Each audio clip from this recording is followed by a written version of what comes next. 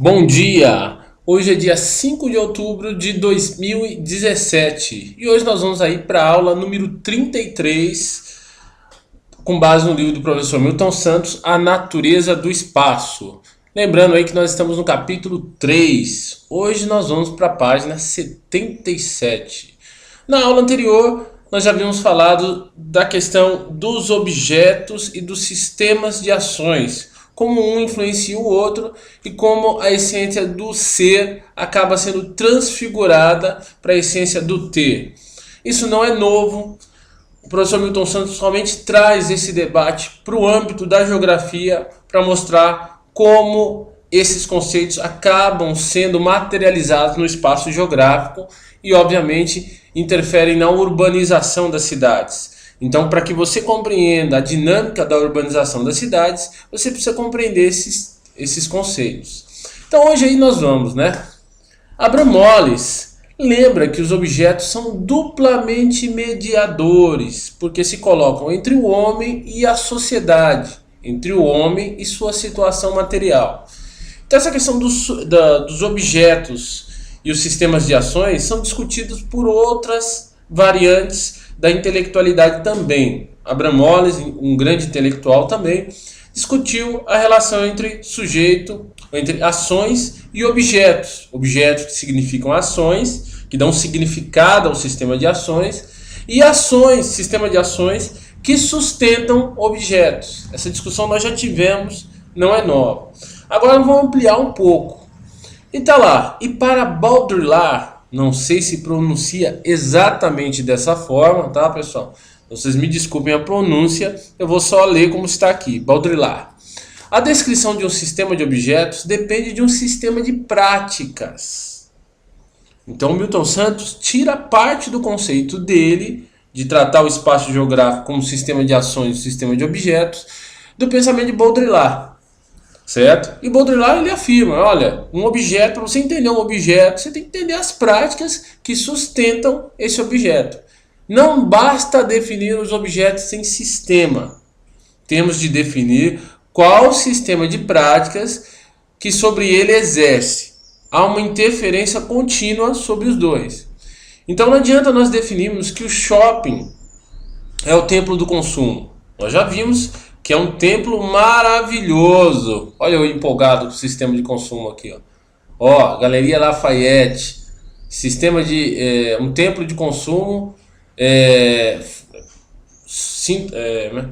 fantástico, né? Aqui parece uma igreja, uma catedral literalmente. Mas nós temos que entender que práticas que sustentam esse sistema. Então temos lá, ó.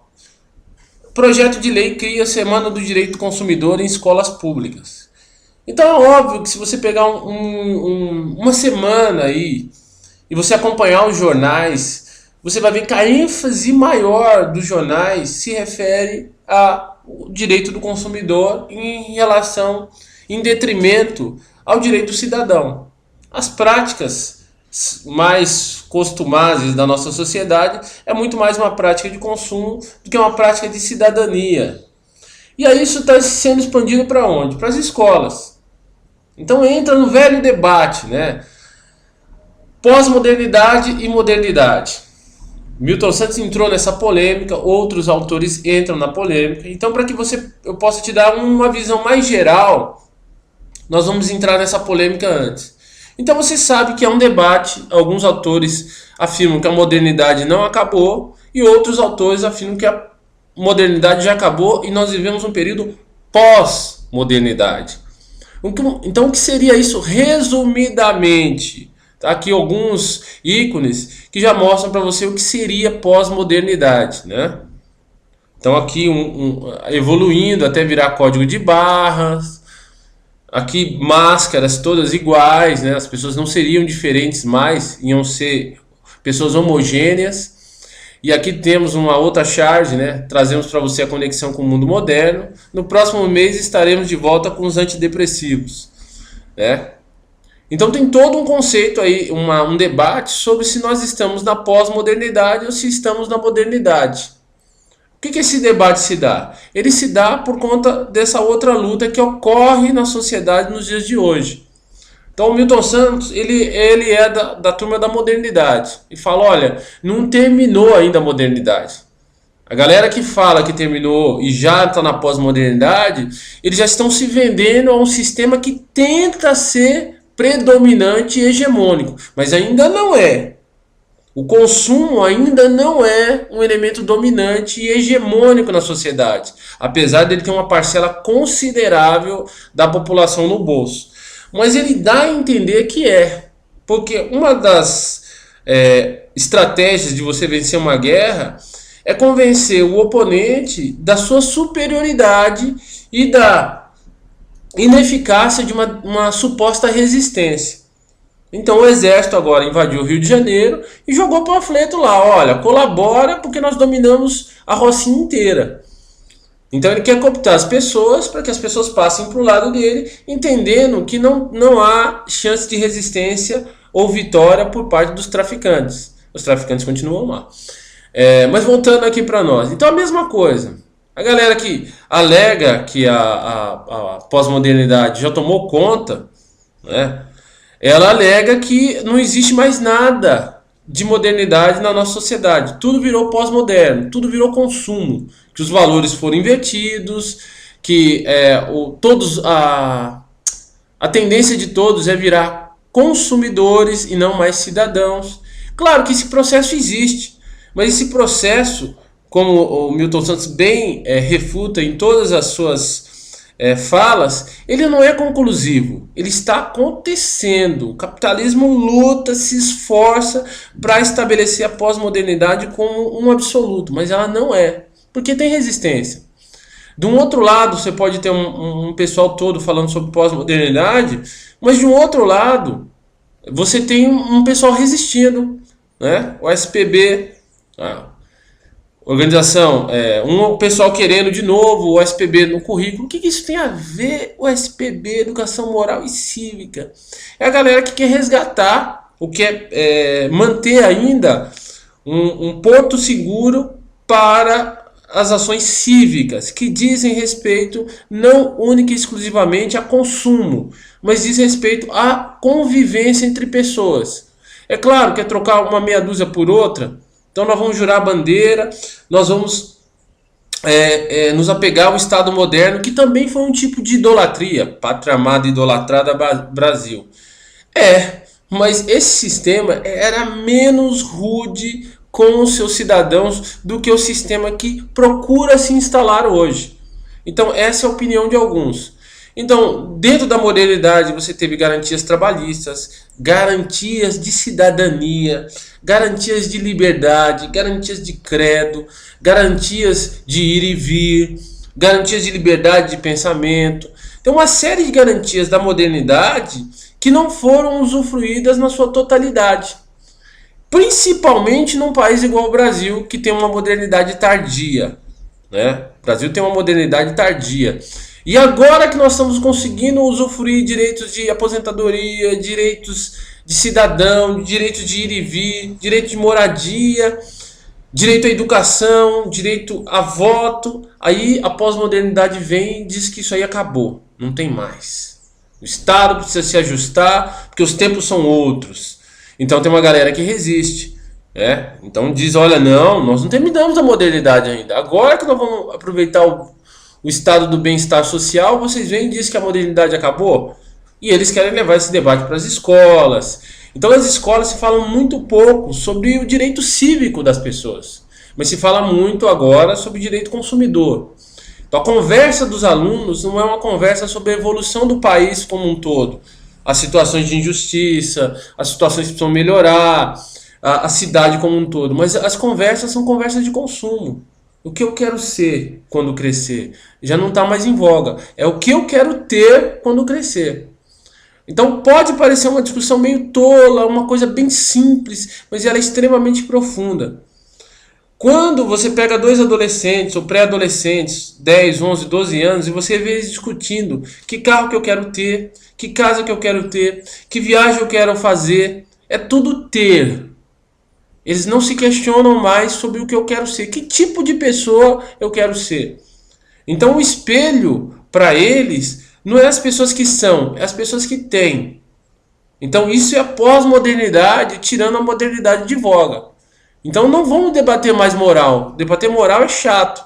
Debater cívica é chato. Mas vamos debater questões relacionadas a consumo. Esse é o ponto. E aí tem esse embate entre a galera que ainda quer usufruir as questões da modernidade, que comumente são chamadas de direita, e os que querem lá só consumo, que em alguns lugares também são chamadas de direita. Mas direita e esquerda não cabe muito aqui. É uma discussão muito complexa isso. Não dá. Mas autores já fizeram. Inclusive um desses autores que a gente vai trabalhar um tempo daqui para frente é Baudrillard. Quem é o tal do Baudrillard? Muitos já conhecem. Baudrillard é um velho conhecido aí. E os vários livros dele trabalham sobre esse tema. Simulacro e simulação, né? Aqui. Esse aqui, cultura e simulacro. O outro, sociedade do consumo, né? Sistemas de objetos. Puxa vida, mas isso era do Milton Santos. Não era do Milton Santos. Isso é um debate. Lembrando sempre que Milton Santos morou na França. Provavelmente deve ter convivido, se não debatido em extensas horas, sobre esses conceitos que ele trouxe para a geografia com muita habilidade de colocar esses conceitos dentro de um contexto muito adequado dentro da geografia, porque esse conceito aí é da filosofia, de uma intelectualidade mais avançada na Europa. Ele fez essa tradução, fez esse encaixe na sociedade brasileira com muita propriedade, né? E tem lá, qual que é o lema deles, né? I'm shop, therefore I am, né? Traduzindo, eu sou a loja, portanto eu sou. Ou eu sou o consumo, também pode ser. Eu sou o consumo, portanto eu sou. Então, a galera vai dizer, olha, tá tendo uma substituição de eu penso, logo existo, que é da modernidade, por um eu compro, logo eu sou, ou logo eu existo. Então, essa questão de colocar exageradamente o consumo como um elemento hegemônico, inquestionável, e que é o futuro, é a chamada pós-modernidade. Claro, não são todos os autores pós-modernos que colocam o consumo como um elemento fundamental, mas a maioria deles questiona se ainda há resquícios da modernidade no tempo atual. Esse que é a grande questão. Inclusive um livro que também nós vamos trabalhar aqui, que é bem característico dessa discussão, é do Marshall Berman. Tudo que é sólido desmancha no ar. A aventura da modernidade. Para alguns é um livro pós-moderno, para outros é um livro ainda fala sobre a modernidade. É discutível em alguns conceitos e outros não. Então eu não quero adiantar aqui para não ter que tomar uma posição e ser criticado logo depois. Então a gente vai trabalhar esse livro também, que é muito bom em termos de debate aí. Certo? Então, por cima, o debate entre pós-modernidade e modernidade é esse. Não é exatamente esse, mas passa por esse crivo aqui. Voltando lá para o Milton Santos. Então, Baudrillard, que nós já vimos aí a extensão da obra dele, ele vai dizer, olha, tudo depende das práticas. Não basta definir os objetos de um sistema. Temos que definir qual o sistema de práticas que sobre ele exerce. Há uma interferência contínua. Então nós já vimos um objeto que está instalado dentro do meio urbano, no território, na localidade, na região, que é um objeto que atrai, um sistema de ações robusto que sustenta esse objeto, são os shoppings. Então os templos do consumo. Mas não é só isso. Além de você frequentar o shopping ou frequentar áreas de consumo, você tem que praticar. É o que está ele dizendo aqui. E para você ter uma ideia bem do que é prática, nós vamos ver um trechinho do filme O Clube da Luta. Para quem não sabe, O Clube da Luta é um filme de ficção, né? Muitos interpretam de um jeito, outros de outro, mas na realidade, se a gente pegar conceitualmente falando, é um conflito entre dois indivíduos. Um indivíduo pós-moderno, que o consumo é o centro da vida dele, e outro indivíduo modernidade, que ele quer convívio. Ele não quer nada de consumo, ele quer convívio, ele quer conviver com as pessoas. Então esse passa a vida isolado, consumindo coisas, montando um apartamento perfeito. E esse aqui não, ele quer conviver com pessoas. olha, nós não temos um aparato conceitual para conviver com as pessoas não querem saber muito de conversar. Eu vou falar alguma coisa, a pessoa não dá não dá trilho ou não dá extensão para que a conversa se prolongue, porque falta leitura, falta crítica, falta uma série de coisas hoje na sociedade. Então o que ele faz? Um clube da luta. Não preciso conversar, é só enfiar porrada um no outro. Nós vamos conviver, nós vamos ter contato, nós vamos ser uma irmandade, nós vamos ser um clube, nós vamos ter socialização, só que ninguém fala nada. Um enfia porrada no outro, parecendo torcida organizada. Mas é bem esse estilo aí, certo? É uma maneira de conviver, sair do âmbito do consumo. Então o clube da luta é esse indivíduo que ainda está todo certinho e o indivíduo da pós-modernidade que está todo arrebentado e não liga. Ele quer viver os valores dele. Então nós vamos ver um trechinho aqui.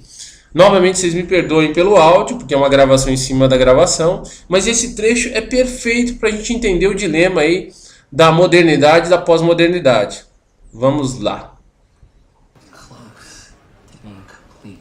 Shit, man, now it's all gone. All gone. All gone. Lembrando que como está em inglês, é só ler a legenda. Vou até tirar o áudio para que a legenda fique mais clara. Mas quem não conseguir ainda, é só pegar aí Clube da Luta, cena legendada.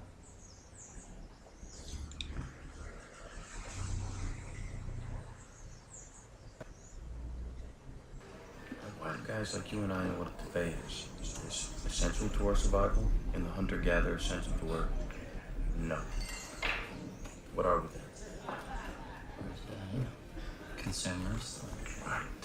We are consumers. We are byproducts of a lifestyle obsession. Murder, crime, poverty, these things don't concern me.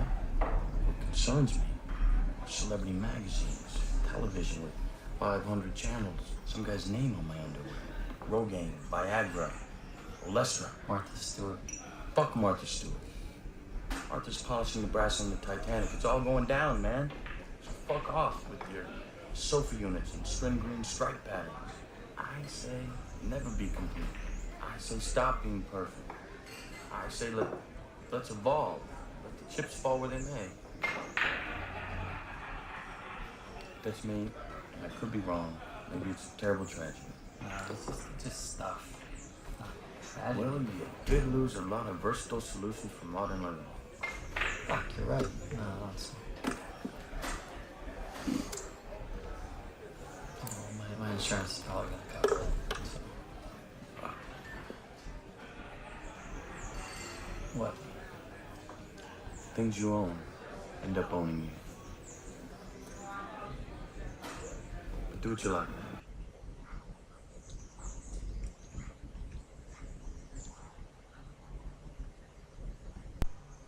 Então podemos ver aqui a frase, né? As coisas que você possui acabam possuindo você. Que nada mais é do que aquele trechinho do Abraham Moles, né? Tá aqui. Aqui. Aqui. Essas coisas não são apenas externas e atingem a gente clandestinamente. Na realidade, esse processo não leva... Aqui. A perda do sujeito se daria na própria coisa que começou a possuir, o que agora absorve o senhor que havia pensado controlá-la. Na realidade, esse processo não leva... Aí fala lá, né? Hoje já me perdi todo aqui. Mas o que é interessante é que a frase é exatamente essa que o Abraham Moles fala. As coisas que você possui acabam possuindo você. Então, esses dois personagens são esses. Pós-modernidade, consumo, entregue completamente ao consumo, e a modernidade tentando resistir, criando o clube das lutas locais, uma maneira das pessoas conviverem mesmo sem um diálogo, né, que foi totalmente usurpado pela questão do consumo e da falta de capacidade crítica das pessoas. Então esse é o chamado clube da luta. Claro, o filme tem muito mais para ser explorado, mas não vamos ficar por aqui, porque o tempo já está se esgotando, certo? Não esquecendo, pessoal, sempre tem que lembrar isso, muita gente não pratica. Gostou? Dá um like. Não gostou? Dislike. Coloquem comentários, coloquem sugestões de leitura, comentários de qualquer tipo. Isso ajuda a gente ter uma visão mais clara da abrangência do processo aí e continuar as aulas num trilho mais correto, ok? Então não se esqueçam. Na próxima aula a gente continua nesse debate aí, ok? Então até mais, até a próxima aula aí.